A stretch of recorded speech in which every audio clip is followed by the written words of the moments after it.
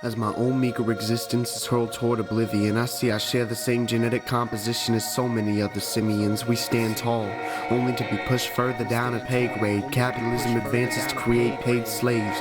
We're given shovels instead of pensions to ensure there's enough graves paved, just enough not to quit, and too little not to bitch. The forerunners itch at their greed while the world's choking.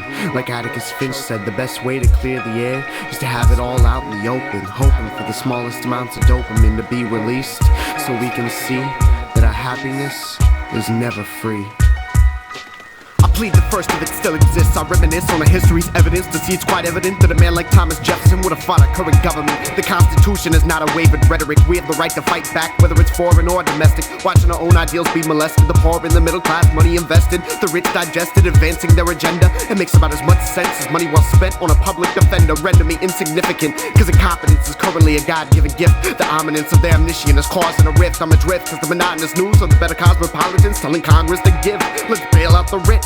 It means you were played out, gave out, dropped out, stood out in the rain, made out with a clean getaway. You took us out and raped America ass to mouth. Not a single doubt that the drought is coming soon, but whom to call it for? The rich or the poor, the good or the bad. Americans stand over the televisions more and more mad, peering into the wallet, soon the mortgages due. Now the bank is ready to take your house too, investing it under obscure loans. The last letter you receive is an IOU, telling you to get the hell out of your own home. They wanna try and tell you what to believe, with their CNN and NBC, projecting images of reality, or at least that's what it's claimed to be. They wanna try and tell you what to believe, with their CNN and NBC, projecting images of reality, or at least that's what it's claimed to be. It's mental slavery of society. Your mind is stuck in captivity. Well, all the people want is to be free. So tell me what this world has come to be. A rotting corpse endorsed for the workforce, no more remorse. Of course, this isn't my fantasy of imagining my lucid dreams were actually reachable, vice versa feasible. It might hurt you, but advertisements design believable. But it can end at any time. Regulated illegal incentives so invented, grasp the audience. Mando attentive, but many minds who knew humankind could be so defective, proactive, so passive, psychopathic, delightful and attractive. Mixed emotions, fixed devotion with the notion of reality, and in the minute you forget, it's a damn television set.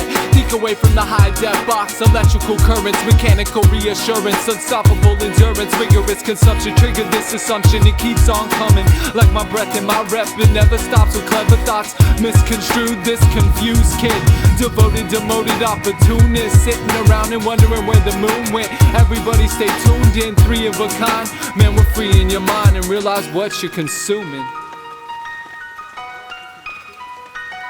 They wanna try and tell you what to believe, with their CNN and NBC, projecting images of reality, or at least that's what it's claimed to be.